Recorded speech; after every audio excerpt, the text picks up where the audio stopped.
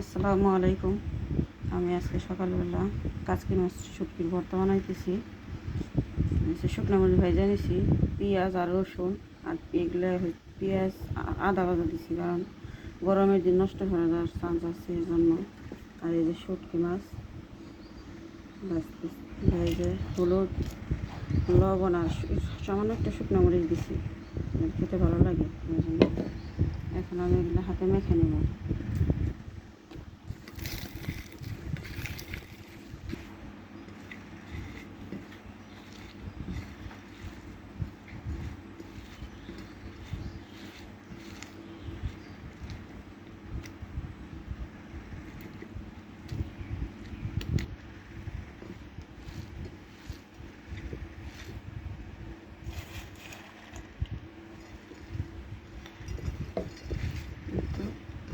আমি মাখিয়ে নিতেছি।